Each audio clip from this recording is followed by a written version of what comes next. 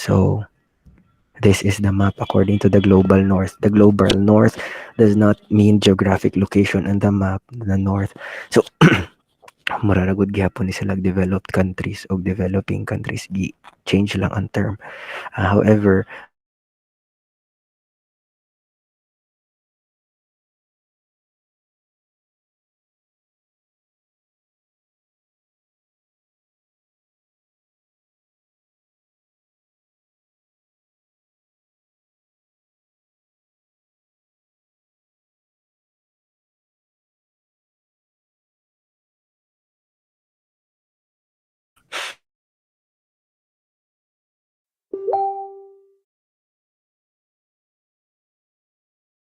except that na apil lang ang Russia.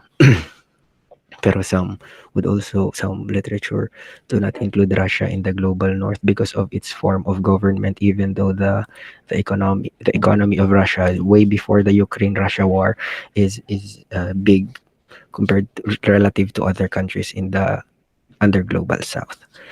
So that's that's international development for us. Now we will proceed to the development and the colonial legacy. For this part, we will explore three colonial powers that had conquered nations around the world. So we will explore the United Kingdom, or the Great Britain as they were known before, the France or the French Empire, and the Spanish Empire. So according to Greer, in his study, uh, we can compare this one, their colonial legacy towards its colonies, to three: the education, the trade, and its governance.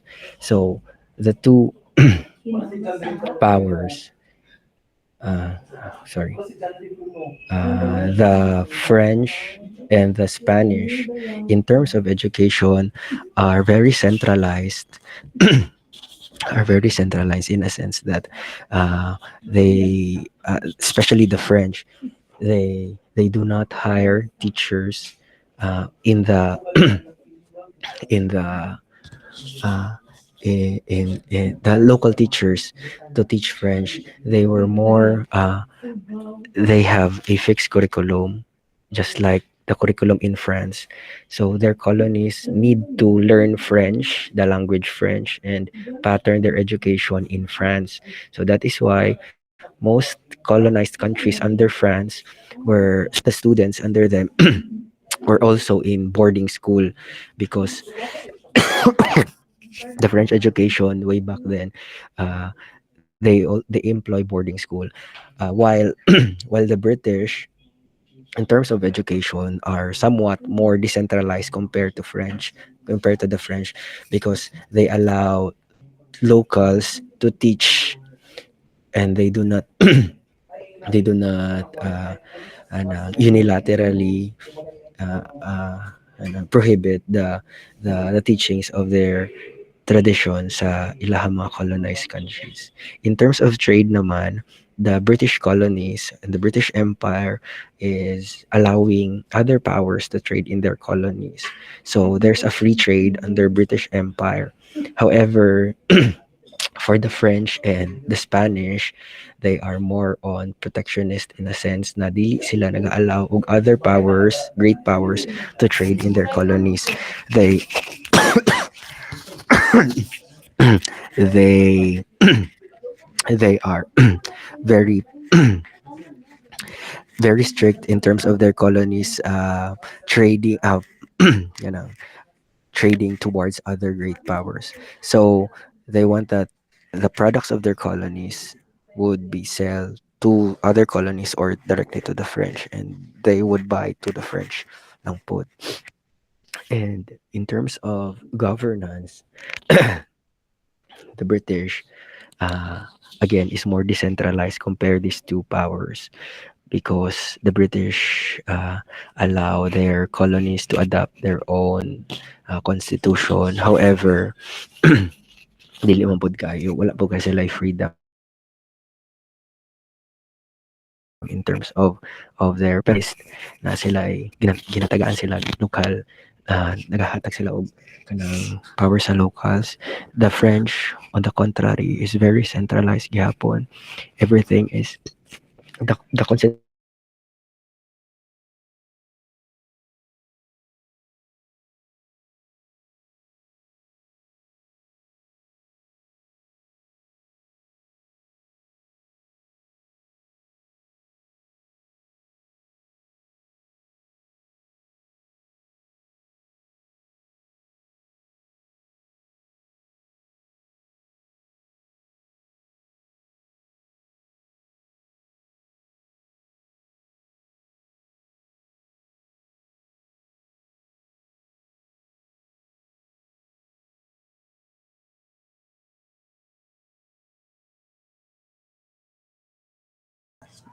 Cleansing of the values, total cleansing of the culture and everything, and start a new one.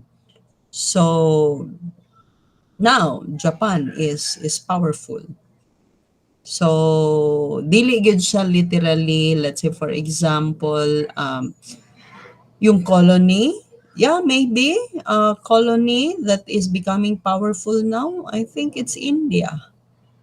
'Di ba? British colony ang India, and now it's becoming powerful. So that's what I want you to, to do search.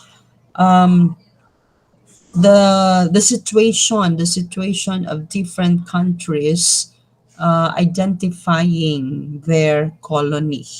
So yung mga yung colonizer, and then what's now, what happened to those countries. So yun yung mga kailangan natin na i-check. So we've heard sa report ni Emily that with Marichelle, that these are the indicators set by those people, and these are the reasons, the challenges. I guess the number one thing na that really struck me in there, why there is really a great disparity of inequality, it's that it's about the control, because you can never be powerful without the powerless. So there has to be powerless in order for us to become powerful. There must be oppressed for us to identify that there are oppressors. There has to be poor for us to identify that there are rich. And that is maintenance of status. So, well, I guess there are so many drives, there are so many advocacies, and even the one who sets the MDG and the SDG is the United Nations. This is just like I can say it, a charade of the international charade of those powerful countries. Well, however, there are good things that they have done. Um, the indicators for development changes from merely the income. So we are saying now real income, and then we have also the healthcare and the education, and then we have happiness index, and now we have this gender equality, or something like that. So they are the one who sets, because they are the powerful, and they are the one who thinks that they are the only one who knows. They are the only one who dominates. So whoever dominates is the one who sets criteria, is the one who sets the rule. So it's just the same thing as we are. So parehara na siya. So it's good that this has been an inquiry, because we need to understand how things work in our local level, and then in the macro level, and then in the international arena. But let's say, for example, for those countries colonized by Spain, now that is developed, I cannot identify one. Well, Cuba. Well, what is Cuba? Drug dominated. So, sige. Yes, John.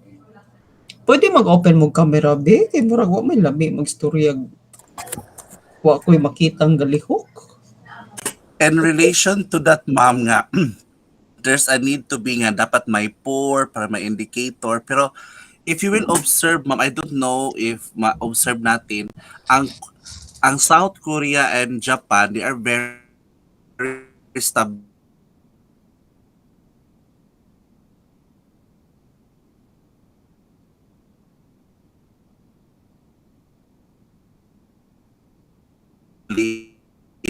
yen sa Japan. So, and 23 pesos ang won against 1 peso. So, our peso is more powerful than Measure. It's not like that. It's not the value that we measure. We cannot say we can say that we cannot say that pound is the equivalent of pound to peso is, let's say, for example, 85, and then US dollar to peso is 58. We cannot say that pound is more powerful than US dollar. So it's not that it doesn't work like that. It works on the purchasing value of your currency, the purchasing value of your currency in your local market. That's how we measure. And then how it affects the importation, the quality, the quantity of materials that we will be importing. So let's say, for example, in Indonesia, 1 peso, I think, in Indonesia, ang isa ka pagkaon nila nga sa ato diri nga mura lag tag 60 wa kaabot 100, sa ilaha tag 1,000 na kapin. It's because they buy food in thousands. They buy cars in millions, and then they buy houses in billions. So, yung money nila, that is in accordance on the value, the purchasing value sa kanilang own market. So, ang yen man, no, yuan man ang China. Pila ba ang value sa equivalent sa 1 peso to yuan? Mura siya less than 1 peso, no? 13 centavos, Doc. 30 centavos? 13 centavos po in Oh, Philippine 13 peso. centavos. But if you are in China, that yuan, your salary, let's say, for example, per day salary, sa ato diri 650 pesos. Pag abot dito ang salary nila per day, it's not equivalent to 650 pesos. It's more than that. It's tripled and quadrupled. So that's how we measure the strength of the currency. And then, well, of course, ang mga bag-o na po daw kuno karon, it's no longer the currency, the measure of the strength of your economy is no longer the currency. Mag-ano na po daw kuno, it's gold na po daw. So that's the reason why UKGB withdraw from the EU, from the European Union. Kasi sa European Union, their currency, regional currency is euro. 'Di ba? Ang euro is ubos lang man na siya sa pound, no? Ubos sa pound. So what is the reason why UKGB and some other European countries withdraw from the union? So it's because that the value of their money, if it can be computed cumulative, all the resources that they have, it will bring down tungod pod sa uban nga mga kuan nga mga currency pod sa mga economic situations pod nila sa financial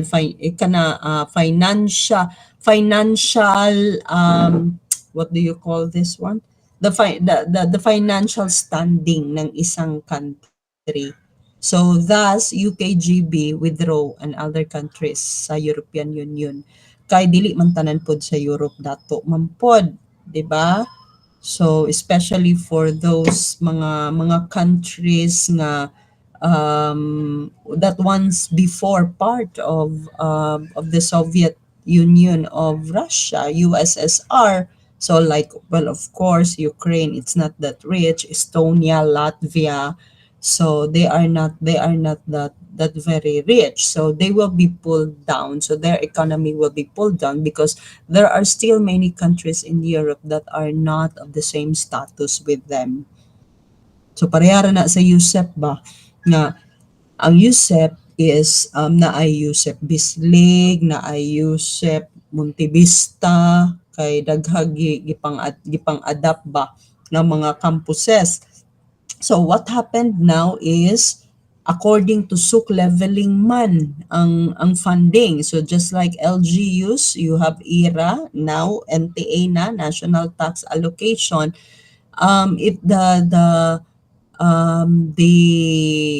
allocation to every state universities and colleges is according to the SUK leveling.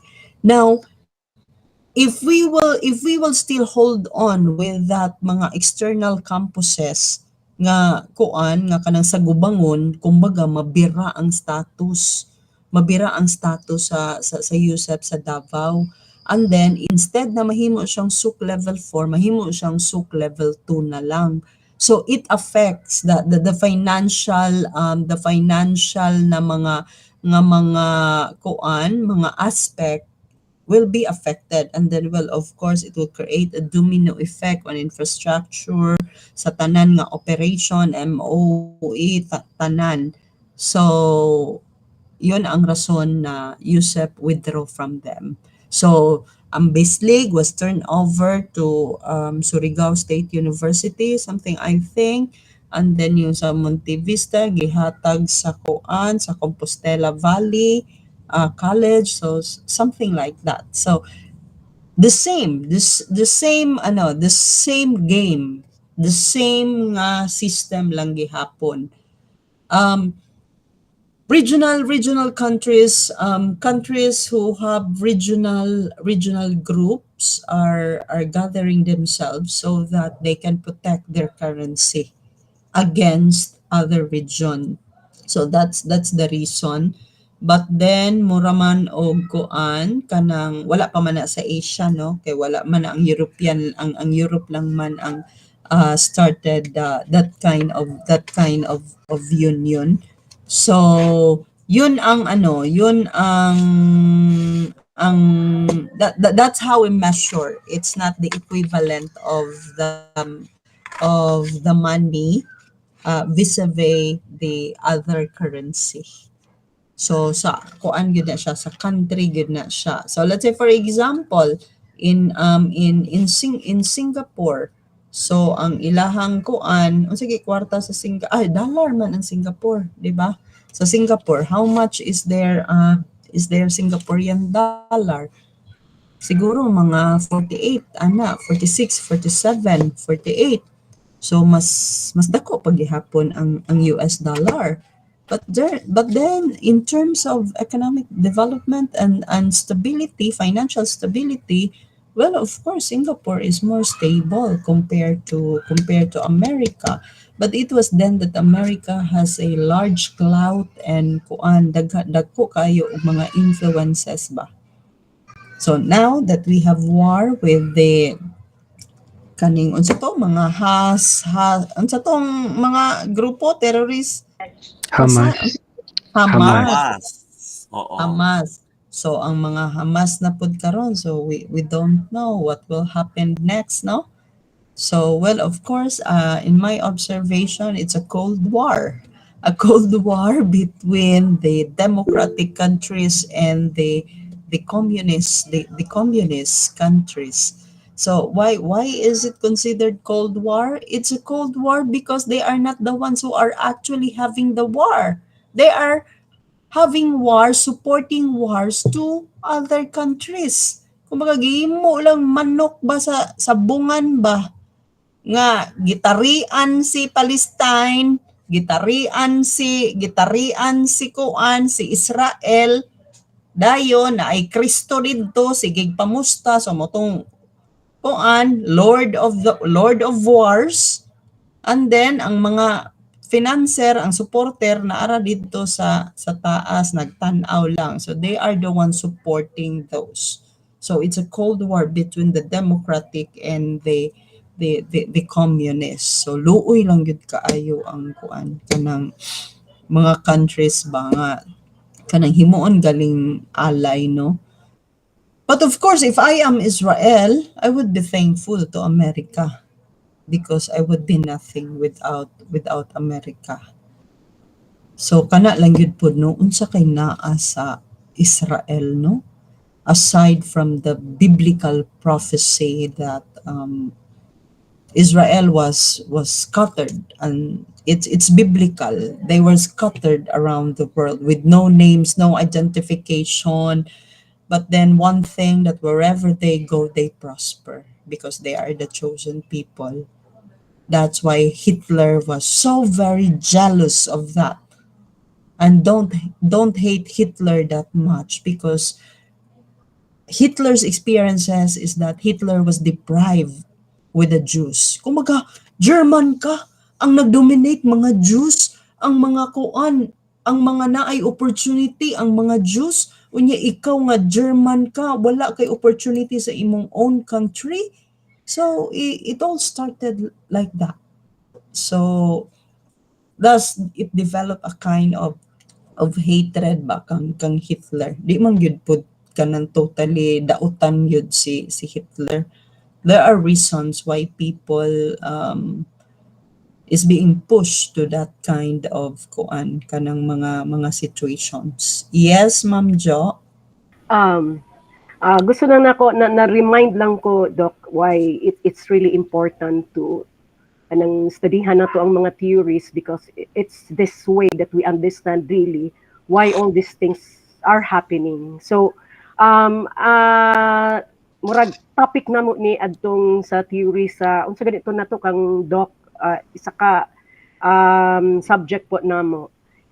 This Palma. okay, Doc Palma. Kining organic theory, Doc, of Friedrich Ratzel is a German geographer pa. Yang gi-state nga ang what is happening labi na kining sa mga political arena such as countries behaving that way is not dissimilar from that of living organisms, no? So more specifically daw para mo survive ang isa ka political entity, it requires nourishment just like the living organism. So kung tan-awon pud nato, even sa pinaka basic unit, no, ang family, di ba sa ato apod pag once na ay isang medyo arangan siya, she always has the say. Murag mga ingana ba siya ang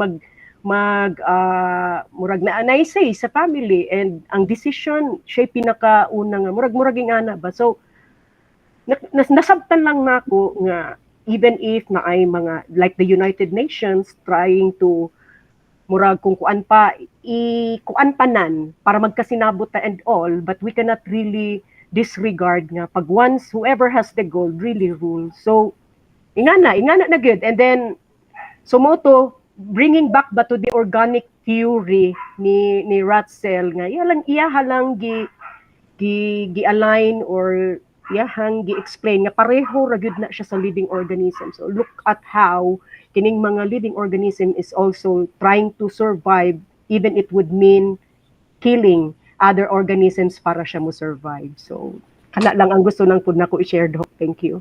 Yes, thank you very much. So that's the very reason why my examples to you are, let's say for example, family, relationship, so that we can really go deep down that the kind of dynamics that we have is the same dynamics that our countries, the dynamics that we have in the neighborhood is the same kind of dynamics that our countries do have in the international arena. So there's always predator. There's always predator. And unsa gali ng kuan ang kanang ginakaon sa predator? Pray. Prayed. Prey. Hey. Oh. So if you are the prey, then Pray. wa kay ikasukol sa predator. And then if you are the prey, what you will do is to be with the predator of your predator. The powerful the powerful nga mas powerful na Alliance predator. o alliance. So that is creating alliances, something like that. So anyway, nindot no makakuan ka ba nga alaoy murag Siguro Doc, maupod nang si BBM karon is really encouraging everyone nga kung pwede self-reliance like growing your own food rather than murag ako anta ba. So na-appreciate pud na ako daw agricultural pagyud gihapon ang ato ang economy, but if you can raise your own food sa imuhang backyard rather than just di ba murag nga na ba mo nang kami like sa environment and agroforestry, we're really trying to help mga labi na kaning mga small scale or kanang mga pobre ibutang nato economically nga pwede kaayo mo ingani ang ato ang buhaton aron dili lang kamo grow og imuhang food para sa imuhang table, but you can also sell in your own capacity mo income sad ka. So ingana na lang mo tribe na lang gyud ta kay gawato nato sa musugotag sa dili na man gyud ta sa alliance or man gyud ang pwede mo buhi pud gyud sa ato ano. So nasabtan pud nako mo nang ingana ang drive pud ni BBM na if you can really raise your own food then do so. So ana because if in the value chain, if something is missing in the value chain, is naapoy mawala sa supply chain. So the supply chain will be affected if there is missing in the value chain.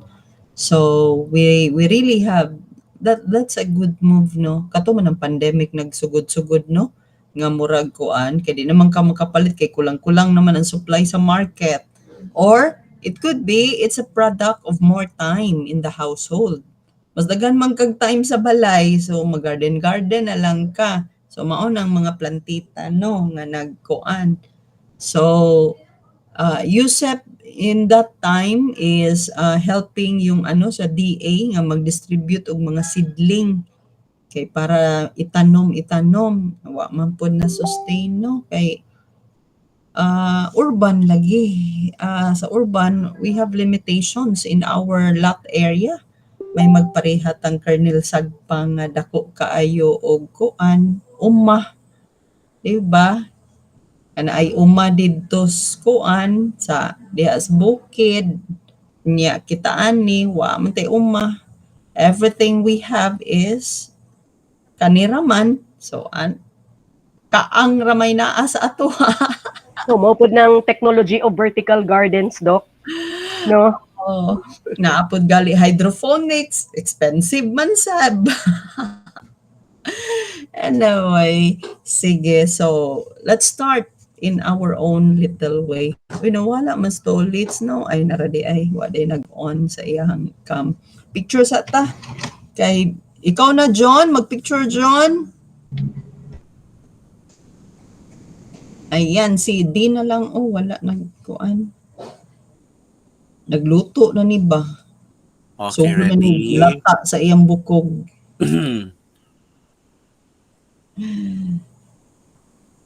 Okay, mana? Smile. Oo, Okay, pwede. that.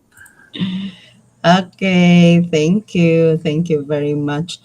So, ano no, interesting mangyud ang kuan, ang ano pag tao na ang istoryahan pag social science na. Very interesting because you cannot imagine the dynamics that there are existing kanang situations that we haven't imagined that is happening.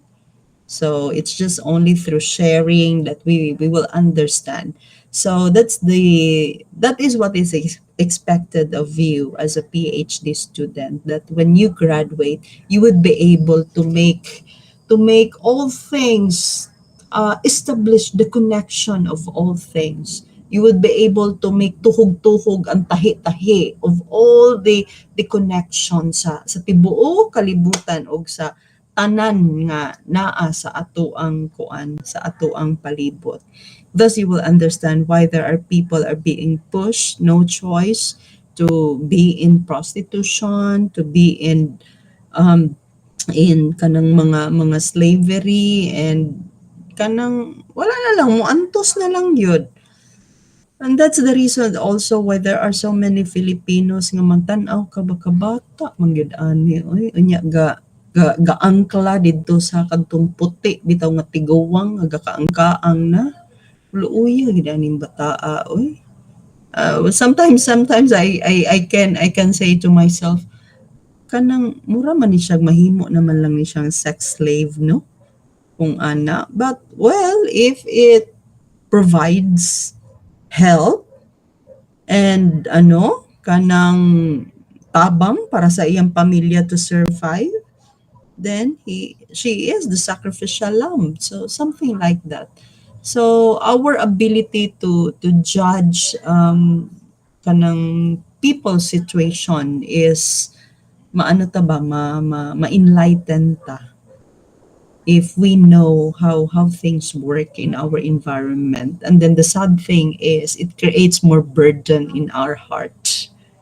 No, mo na kalagutan ako kay maapektuhan ko ba, malagot ko. Magtanaw lang gali ko sa picture kaganiya gi-present ni Emily nga na ay bata nga nagakus og apple unya ang isa intaw naglisod og unsay iyahang kaunon, pero magsakit na imong dughan ba. So, well, anyway, if we want equality, if we want all of us will enjoy a good life, then it will not happen here on earth. It's a kuan, mura ba, nirvana will not happen in earth. So, kana yun. Anyway, sige. So, we're becoming sentimental na. So, magluto na ta.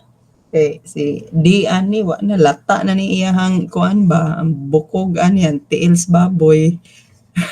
Nipilit na siya.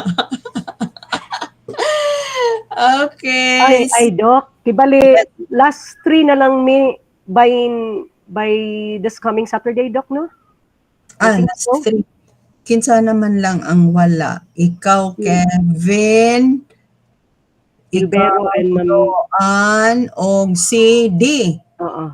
Kamo na lang tulo. So, if we can finish, if we can finish this Saturday, we will declare the whole of November your research break. Wow, na tayo meet by. Today is 14. 21 will be our face-to-face, and then 28. Kaning 28 is ano lang ni, kung madisgrasya ta ani sa 21 nga dili tanan maka-report. So pang ano lang na siya, pang allowance, then we can have the whole of November as our research break. And then I will provide the template para sa requirement ninyo. And then, well, of course, I know nga di man gyapon ninyo na trabahoon, no? But I'm telling you, hinay-hinayin ninyo. It's because I know you have plenty of requirements in every subject. I know that. And then this is what it takes to have this kind of degree.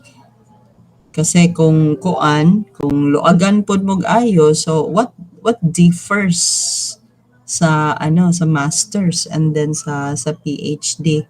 So ana gyud na murag inantusay gyud daan ni. And then Okay, so the whole of November, and then for December, I think we can have our final exam. On December, we will just have our final exam, and then after our final exam, or we